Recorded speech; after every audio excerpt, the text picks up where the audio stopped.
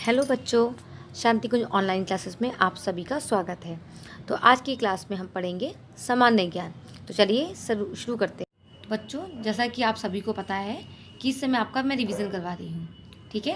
तो चलिए हम लोग रिवीजन आपकी शुरू करते हैं, रिवीजन को अपने आगे बढ़ाते हैं। आपको मैंने पार्ट 1 और 2 का रिवीजन करवा दिया था। आज हम पार्ट 3 से शुरू करते हैं। आपका पार्ट है, इसमें आपको बताया था पौधों के बारे में, जो मांसाहारी पौधे होते हैं। अब आपके में क्वेश्चन कैसे आ सकता है एग्जाम में, आप ये समझिए।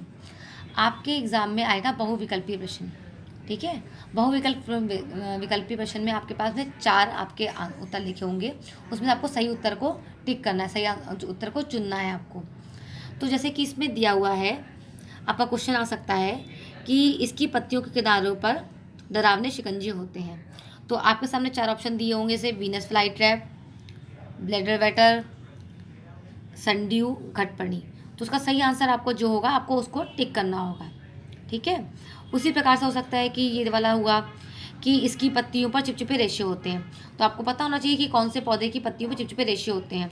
वो घटपर्णी आपको ऑप्शन दिया गया होगा, सनड्यू दे सकते हैं, वीनस फ्लाई ट्रैप हो सकता है, ब्लैडर वेटर हो सकता है, या फिर फंदर कुमुदनी लिखा हो सकता है, या थैली पौधा हो सकता है। आपको ऑप्शन कुछ भी हो सकता है। आपको उत्तर का ज्ञान होना चाहिए, आपको मालूम होना चाहिए कि इसका आंसर क्या है। समझ में आया आपको? जैसे इस प्रकार से इसमें है कि इस पौधे की संरचना घड़ेनुमा होती है। जब आपका क्वेश्चन ये होगा, फिर आपको पता होना चाहिए कि किस पौधे की संरचना घड़ेनुमा होती है। अगर आपको करेक्ट आंसर मालूम होगा तो आप उसका आंसर तुरंत से, जल्दी से, कोई भी ऑप्शन लिखा हो, आप तुरंत घटपर्णी पे टिक कर देंगे, घटपर्णी को आप आंसर लिख देंगे, ठीक है। आपको हो जाएगा। इसी प्रकार से कर सकते हैं कि इसकी स्पर्शिकाओं में चिपचिपा तरल पदार्थ होता है ना। ये लिख सकता है क्वेश्चन के रूप में। देखिए यहाँ पर लिखा हुआ है कि इसकी पत्तियों पर चिपचिपे रेशे होते हैं, और इसकी कहाँ लिखा हुआ है, इसकी स्पर्शिकाओं में होता है चिपचिपा तरल पदार्थ। तो दोनों में अंतर है। ये अंतर आपको खुद से करना है, आपको गलती नहीं करनी है। आपको बहुत अच्छे से क्वेश्चन को समझना है, उसके बाद ही आंसर देना है, क्योंकि जो आपके ऑप्शन होंगे वो एक दूसरे से बहुत ही मिलते जुलते होंगे। आपको समझदारी के साथ में आंसर देना है, जिससे आपका क्वेश्चन ठीक हो पाए। समझ में आया आपको? इस प्रकार से ये क्वेश्चन है ऐसे, यह पौधा अपने शिकार पर हमला करने के लिए तैयार किसी भी कोबरा सांप की भांति दिखता है। तो ये भी हो सकता है कि यह किसी कोबरा सांप की तरह दिखता है। तो आपको पता होना चाहिए कि हमारा फंदर कुमुदनी जो है वो कोबरा की तरह दिखता है। और आपके उत्तर जैसे लिखे होंगे, उसमें ब्लैड वेटर लिखा हुआ है, सनड्यू लिखा हुआ है, फंदर कुमुदनी भी लिखा हुआ है, और आपका थैली पौधा भी लिखा हुआ है। तो आपको मालूम होना चाहिए कि ये किस में होता है, कोबरा की तरह कौन सा पौधा नजर आता है। तो आप आंसर में उसके क्लिक कर देंगे, ठीक है। इसी प्रकार से मक्खा जली, तो ये जैसे लिखा हुआ प्रश्न होगा, यह पौधा तालाबों के किनारे पाया जाता है। इस पौधे में गोलाई में 25 पत्तियां होती हैं। तो आपको यही आंसर मालूम चाहिए कि किस पौधे के बीच में 25 गोल पत्तियां होती हैं। तो आप उसका आंसर अच्छी तरह से दे पाएंगे। ऑलराइट।